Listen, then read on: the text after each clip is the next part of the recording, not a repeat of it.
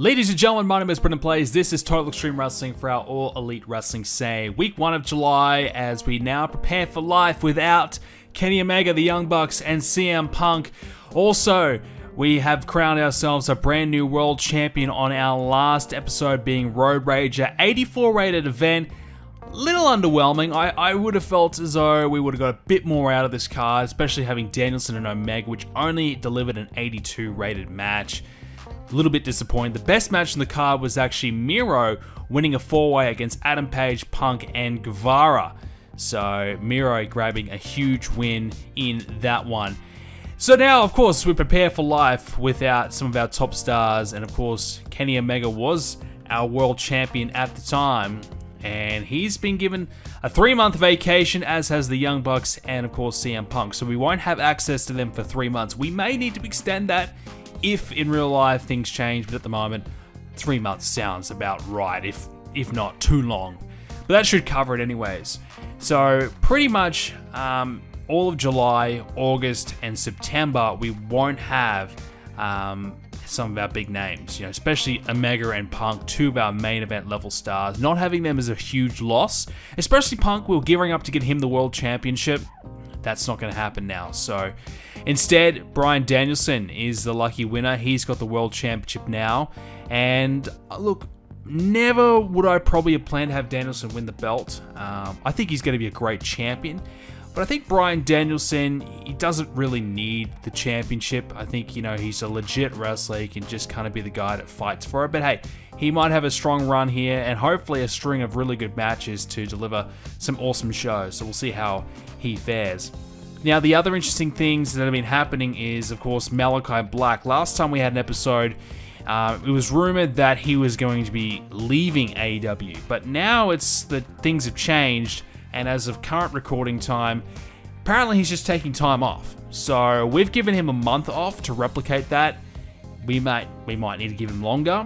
We'll wait and see. Same with Buddy Matthews. So we thought maybe he wants out. Instead, he's been given time off. So he'll be out for a month as well. So the House of Black not going anywhere, just put on hiatus until we hear more about their situations. So we'll have to wait and see how that kind of all plays out. Now, the other thing in real life is Roosh has signed with AEW for real in real life. For us, he has signed a massive contract. I mean, like a ridiculous amount of money to join the WWE. I was thinking about replicating it and kind of bringing him over, but look, I've tried to poach him from AAA once upon a time, and his asking price is massive because of his huge popularity in Mexico. So we, at the moment, for now, are just going to let it go. I would have liked to have Andrade and Roosh in a tag team, but now that I've got Andrade, he's kind of a singles. We wouldn't really have anything for Roosh at the moment, so we're going to let that one go. Now, the other one was Bandito. Now, Bandito, I was very impressed by his match in real life with Chris Jericho. I thought that was an awesome match. He's signed an extension deal with AAA, so he's going to stay there. We could bring him in on loan because we had that AAA connection, so we could do that. And that might be something that we probably should do. He's got 50 popularity. He could come in for sure and have some great matches. He's got 88 aerial, 88 flashiness, so any sort of high-flying match, he will definitely deliver. I like Bandito. I think he's got a huge upside about him. Obviously, mic skills, could come into play to really see how far he could go, but that's kind of irrelevant at this point. He could have a really solid string of matches. In real life, I think he's a free agent, so I know AEW's offered him a contract, so there's a chance that we might be bringing him in the very near future. So, if worst, probably a loan sort of pickup. Now, we are in the halfway point of the year, being July, and with that being said, there's been a few midway points, awards, I suppose you could say, to give us a bit of an indication of who's going to get the awards at the end of the year. They've done a halfway point right now. So the rest of the year so far is the formerly known Sin Cara, 39 years of age, and he's averaging 81. So he's in CMLL. Little surprised that he has that. I mean, infamously known as Botch Carroll, but he has 82 pop in Mexico, so he's going to deliver. So he's the man to beat right now, averaging 81 because he's had so many matches, 40 matches, 0 losses. Holy dooly, that is a John Cena push if I've seen one. My God, he is doing well. So I can see why he's wrestled the year so far. He is not taking a loss. That is, man, that's insane. Company of the year is AEW. So we are doing really well. We could be in a position to take home Company of the Year if we continue to keep our momentum. Usually New Japan are the ones to beat in most TW games, but WWE have been delivering as well. 86 for their pay-per-view. They just did Stomping Grounds. Main event was Roman Reigns beating Rollins and Mustafa Ali. The best match in the card was Bray Wyatt and King Corbin teaming up to take on Ricochet and Cody Rhodes. So Ricochet, actually, I checked him out. He has 80 popularity. So they are pushing Ricochet really, really well. So we still have Bray Wyatt there. Cody Rhodes, since leaving, I think the most notable thing that he did was he teamed up with The Undertaker and Batista.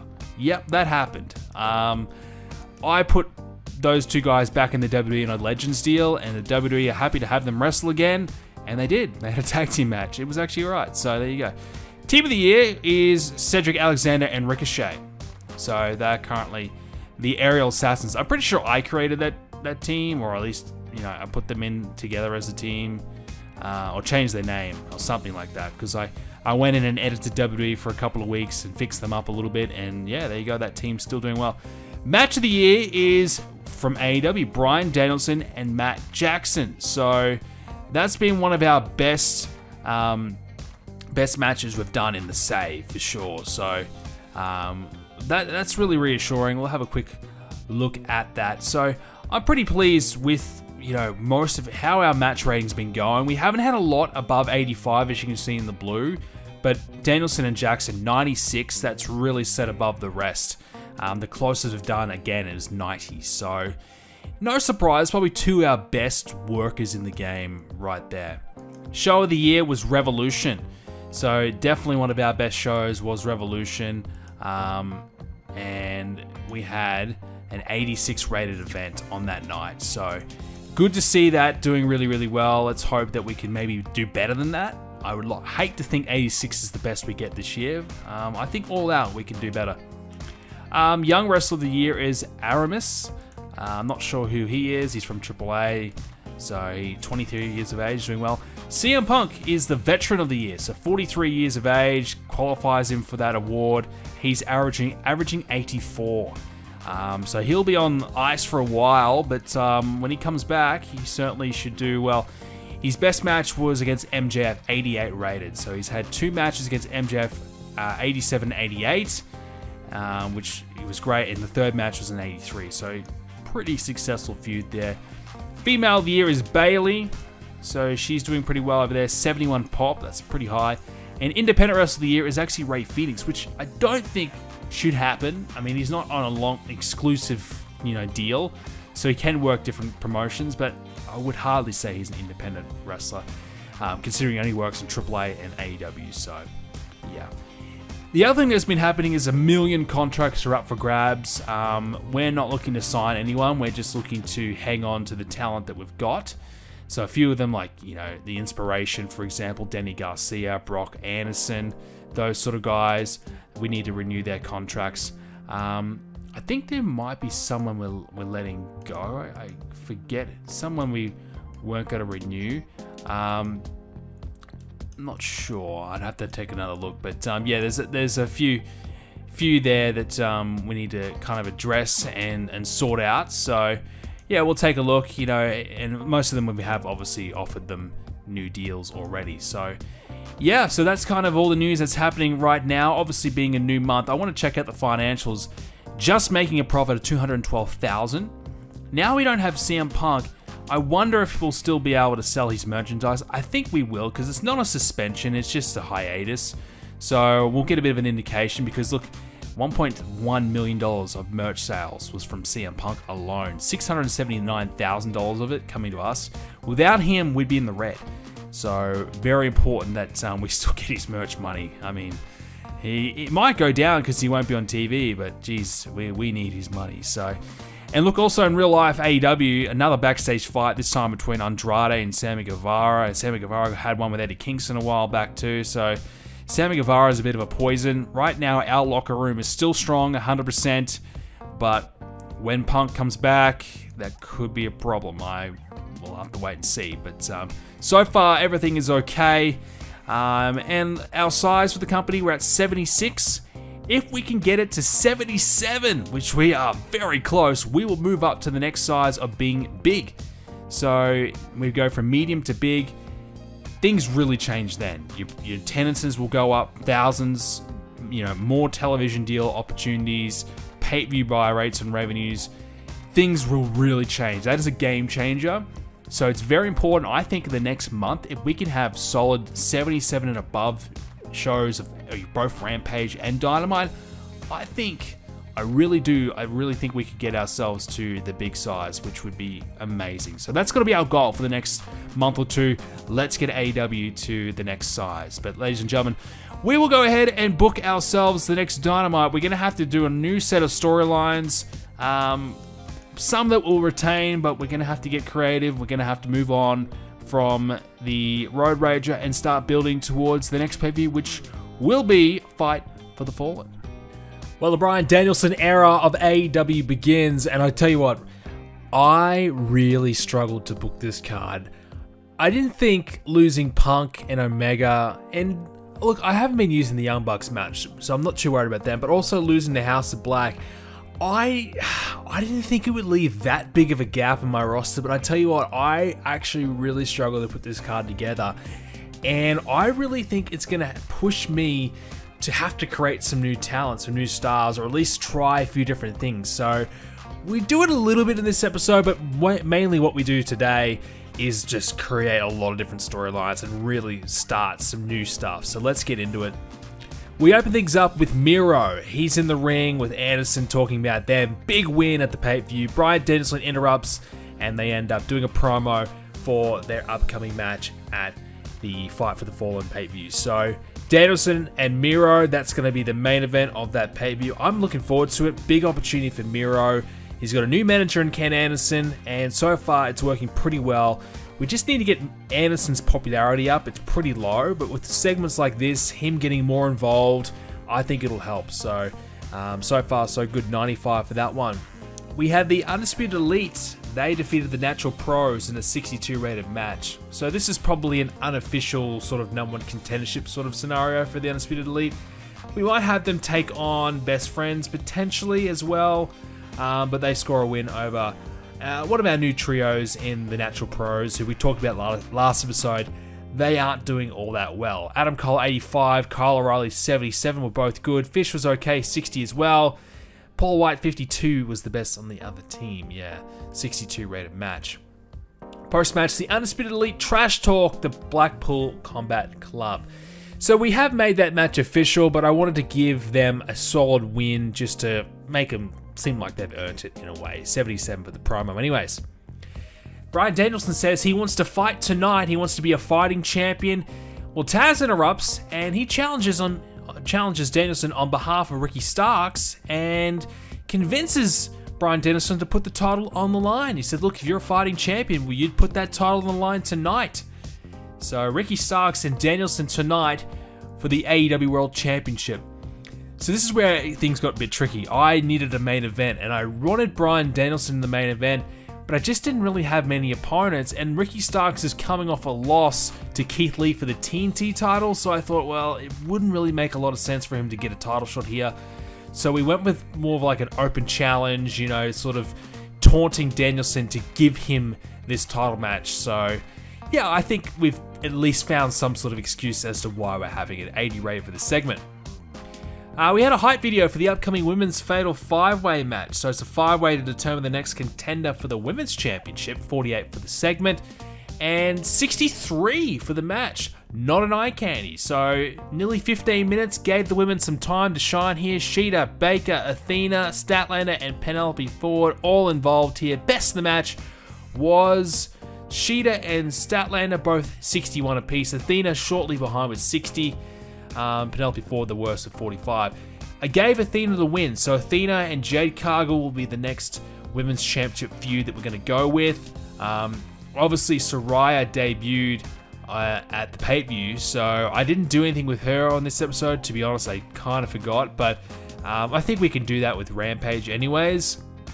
And in real life, well, we still aren't 100% sure if she can wrestle or not, but she looks like she might be able to, so we might be able to kind of steer in that direction. But what I was thinking anyways, if we can't, we could definitely do like not a blood and guts sort of match, but maybe like even like an elimination sort of tag team. You know, maybe Saraya puts a team together, Jade Cargill puts a team together, and we kind of have, you know, the top heels and the top bay faces in the women's division kind of go at it.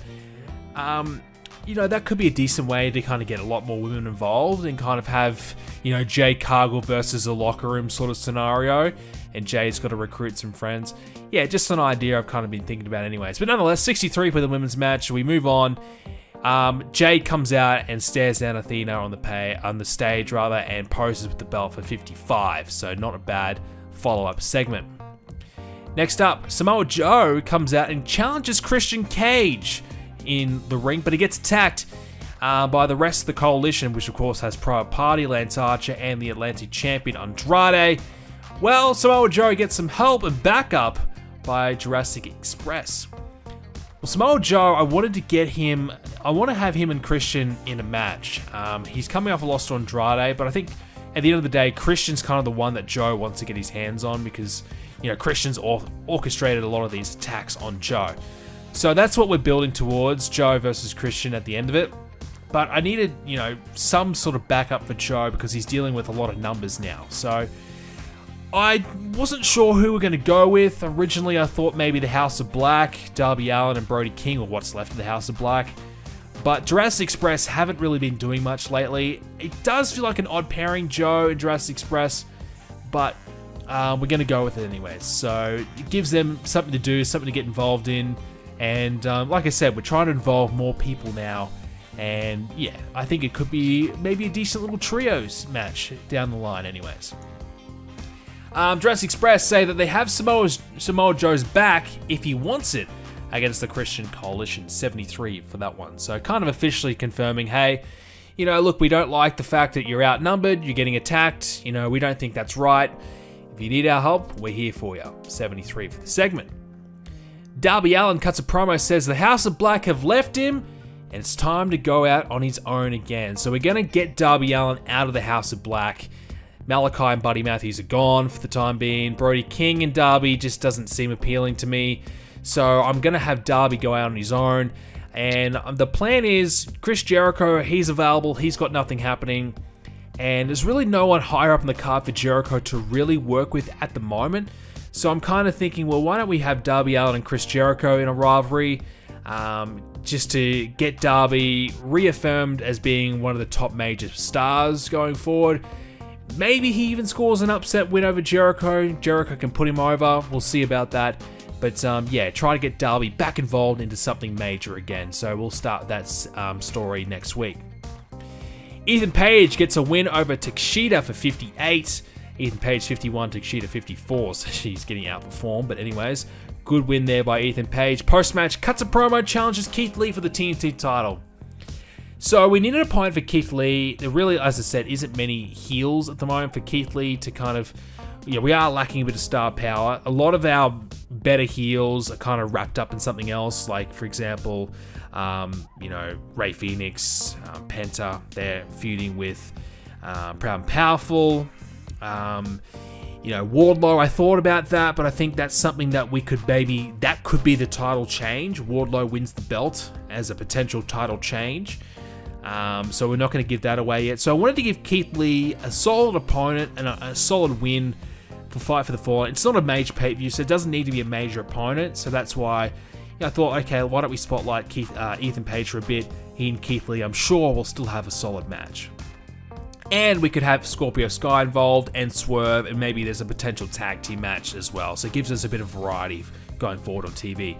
FTR, they're asked by Tony Schiavone if they would rather face the Lucha Brothers or Proud and Powerful for the tag titles, and they say that they can beat them both. Well, the original plan was to do the last match between Proud and Powerful and the Lucha Bros as a ladder match, as the absolute #1 contenders match.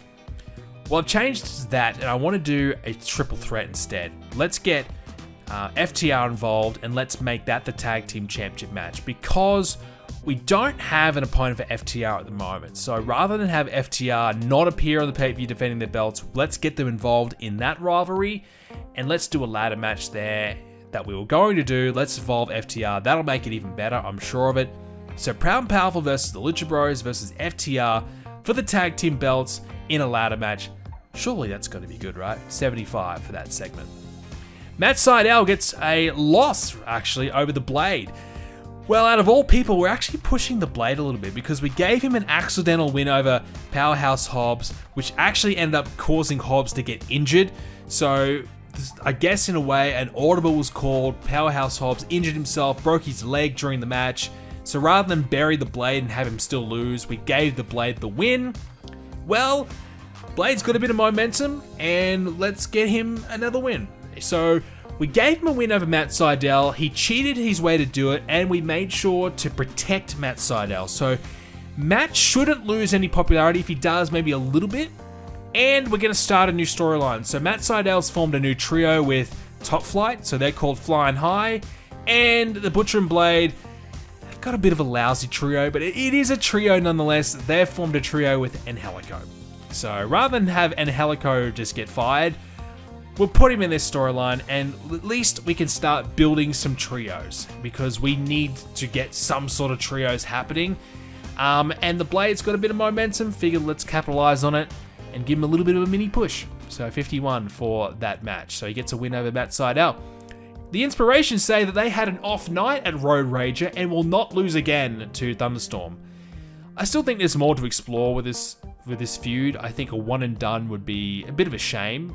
Especially because, yeah, we got Divinity. They're available to be, to have that match with now. But, we don't have a lot of teams in the company. So to give away some of our best matches quickly might be a mistake. I think we need to drag out a few of our storylines a little longer just to get the most we can out of them before we move them on to their next opponents. So that's kind of what we're doing here. 57 for that promo, which is pretty good for the Inspiration. Main event, world title match. Bryan Danielson puts the belt on the line for the very first time, and I think we've made the right decision in giving the belt to Bryan Danielson.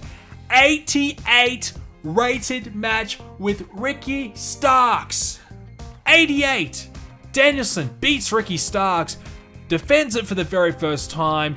Danielson 93, Ricky Starks 61. Talk about a carry job, but still, my God, Bryan Danielson puts on a banger. We were just talking about at the beginning of the episode how we haven't had a lot of amazing matches beyond 85. We can add another one to the list. Wrestler of the Year, Mystico, Sin Cara, whatever your name is, Bryan Danielson is coming for that. He wants that. He puts on a banger here, 88 rated. Give the man the award now. What a match by Danielson. Post-match, Miro lays out Danielson and poses with the belt. You knew Miro wasn't going to be far away, so he attacks Danielson and promotes that storyline a little bit further. 75 for that one. Well, by an absolute miracle, we've managed a 78 rated show. We had one decent match, and honestly, probably two good segments on the whole show. The rest of it was okay, and we still scraped through with a 78. Our prayers have been answered. That's a miracle, honestly. We got very lucky. Okay, for Dark and Rampage this week, we're going to have our debut in Canada. So I figured it's been long overdue. I've wanted to do it for a while, but I wanted to kind of do it on a lower risk sort of show, just in case we don't really do that well. So I figured a better way to do it probably would be for Rampage, so we don't sacrifice any potential quality out of Dynamite. I decided to lower the ticket prices to try and get a really strong crowd to potentially improve our popularity.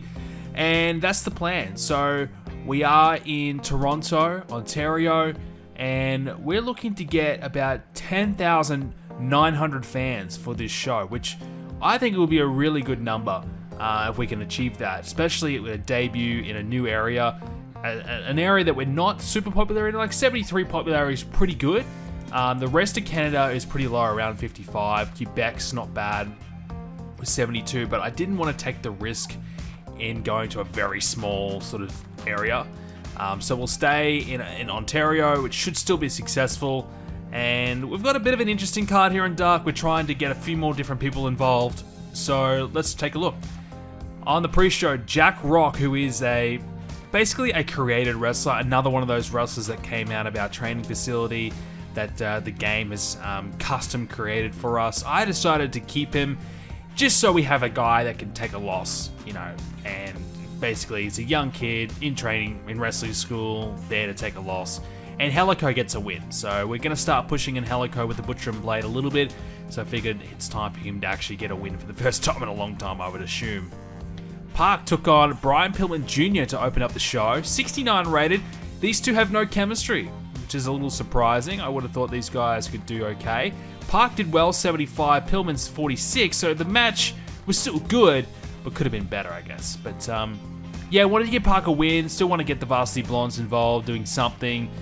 We don't really have anything for them right now, but trying to get them involved, losing to some of our top guys might be the way to go for a while. Jay Cargill's got a promo on Athena for 65. Very strong promo, actually. I'm pretty impressed by that. 65 is pretty good. Stokely Hathaway doing a good job as well. Shining Force defeated the Baddies in a 42 rated match. Kira Hogan, 64. It was an eye candy, I think. So she was really good in this role. Red Velvet, 44 was okay. Sakazaki 49 and Rio 37. So we still want to get Shining Force ready for a potential run at the Tag Team Championships. They're not going to get the belts, but definitely feuding for the championship sometime soon would be ideal. So we're trying to get them some wins. Even though both teams don't have enough popularity to have a good match on TV, we're still trying. TJ, they cut a promo about their recent losses for 44. So yes, they've lost to Divinity now a couple times. They're going to be out of the title mix for a bit, but we still need to use them. You know, we don't have a lot of women's wrestlers and women's tag teams, so we still will be using them in some sort of capacity. Jake Hager loses to Brody King in a 55 rated match. Now, I mentioned earlier on in the episode there's a lot of contracts that we need to renew, and there's someone that we're not going to renew. It's Jake Hager. I've decided we're going to let Jake Hager go. I do not care for him at all. In my opinion, he is just collecting free money in real life, and in our game, I don't want to pay him. I don't need him.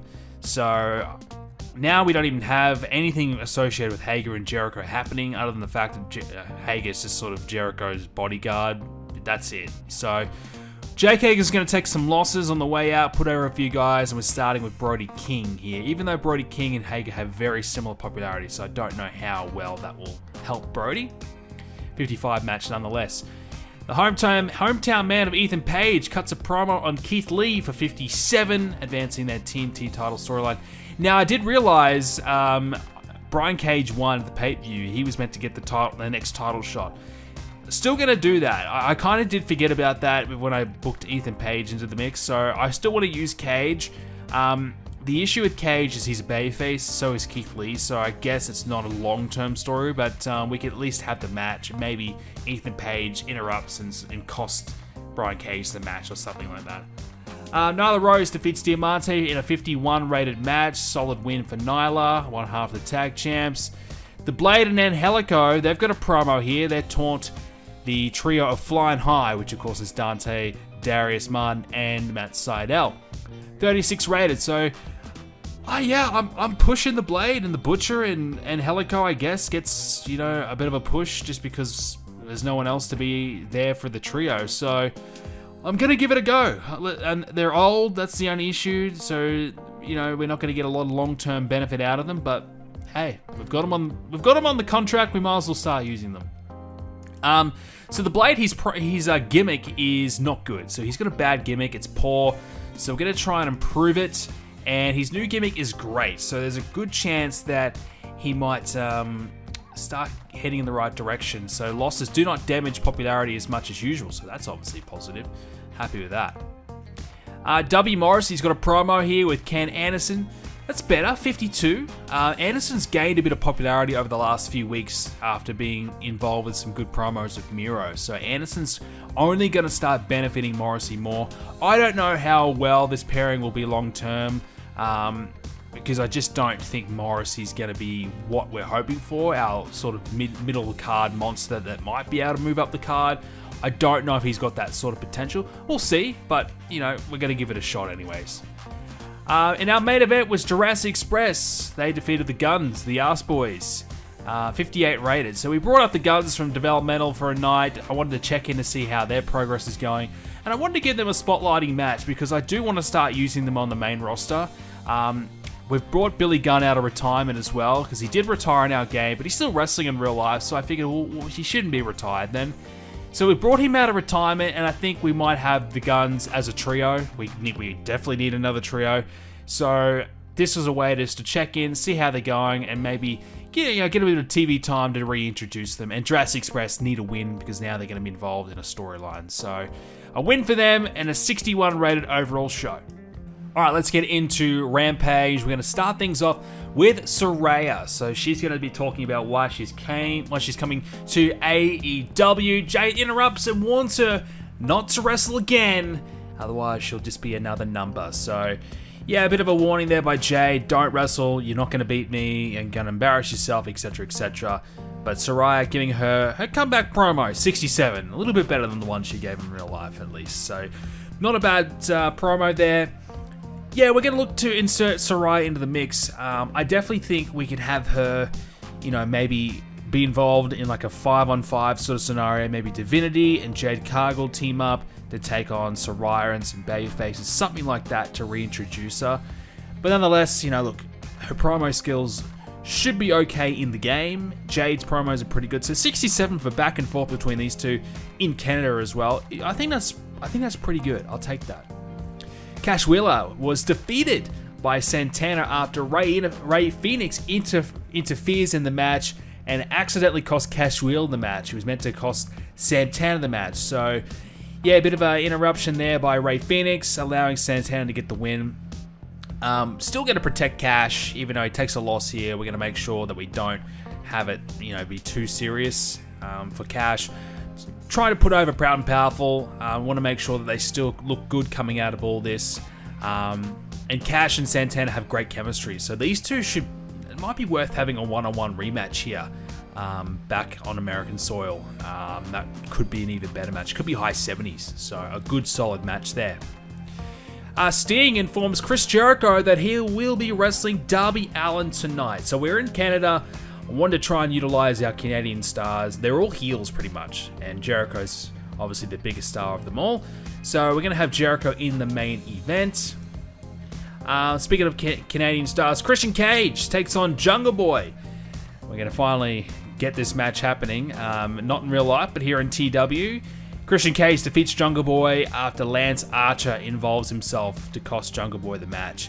So Jungle Boy and Luchasaurus inserting themselves into the situation with, you know, the Christian Coalition and Samoa Joe.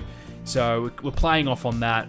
Christian wanted to have a match in Canada, picks up a big win, 76 rated match. So definitely a good, solid match all around. So happy with that. So Christian cheats his way to a win and advancing the storyline. Christian Cage says Samoa Joe will never face him in a match. He believes that Joe isn't worthy, doesn't deserve to face Christian in a one-on-one match. 71 for the promo. Yeah, not bad. Not too bad. Main event was Chris Jericho, Darby Allin. Didn't deliver. 69.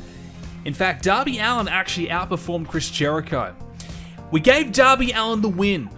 Quick roll-up win. We made sure to keep Jericho strong, so we're going to protect Jericho. These two have great chemistry, so that's good.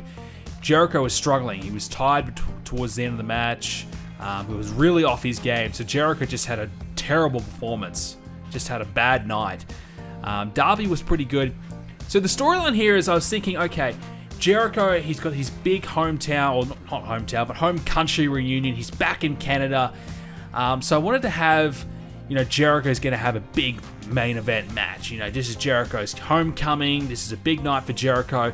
And it gets spoiled by Darby Allin, who picks up a surprise shock win over Jericho.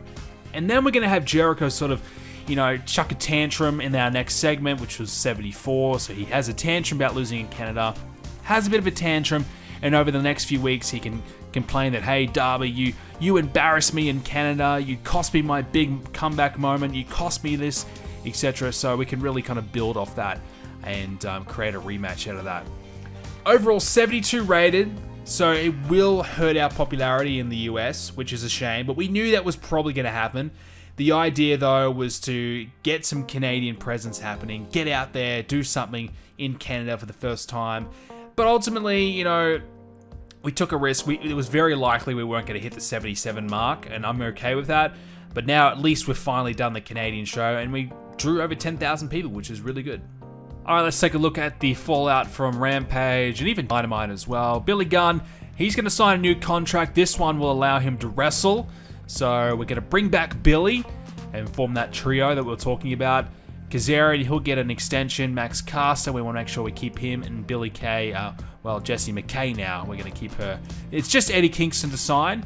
So we're actually going to try and lure Eddie Kingston away. So he's got a lot of, you know, independent deals. So I want to try and get him just to be exclusive to us, just to lower the risk of injury for Kingston, because he's now in a high-profile team. We want to make sure we don't mess that up.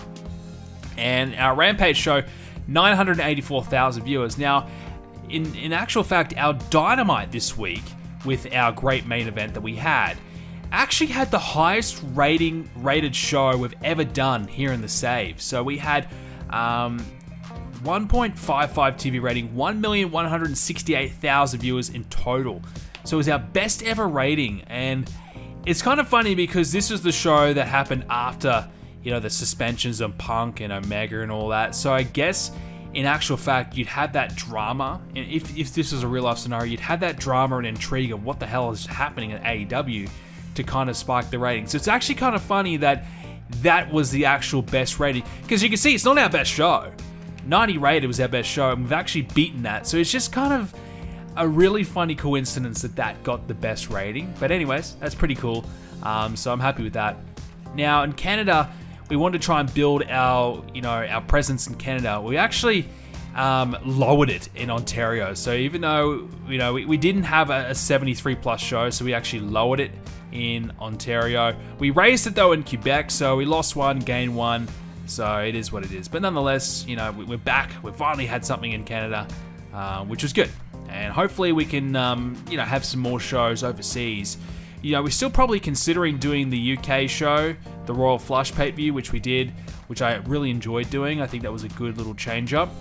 I don't know if we'll do another UK show. We might actually change country and maybe do something different. Maybe we go to Australia, or even Mexico or Japan, something different. Mexico would be a good one, definitely, just to spice it up and do something. Maybe every year we kind of do something a little bit different country to spotlight. But yeah, nonetheless. So let's take a quick look. So Darby Allin got a big win over Jericho. He's now got 67, 68 popularity. So that was up from about 64, 65. So that's really positive.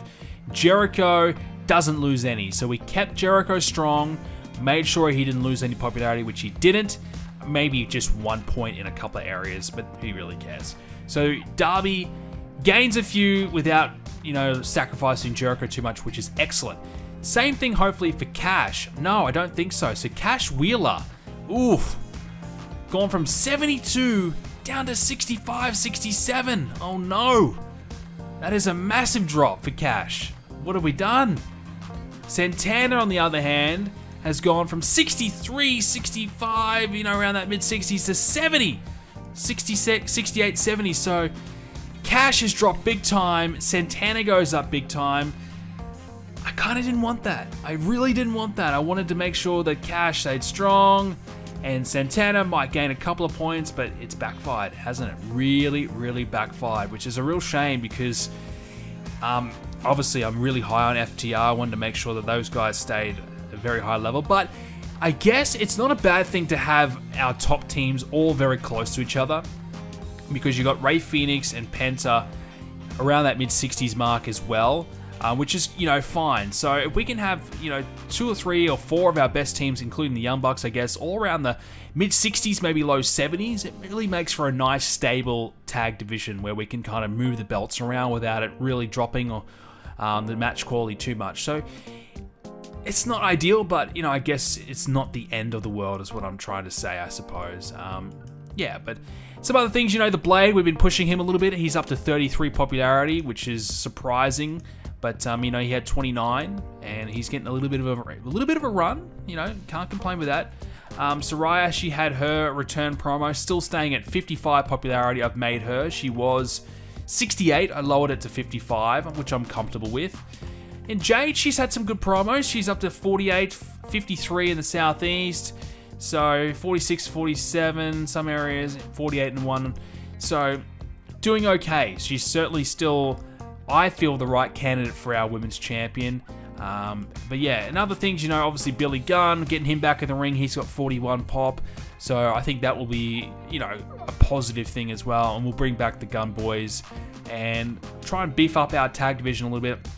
Because no doubt we are struggling. The roster it doesn't seem too thin, but we are definitely missing a few. And it doesn't help where you've got, you know, all the Undisputed Elite and all the Blackpool Combat Club all feuding with each other.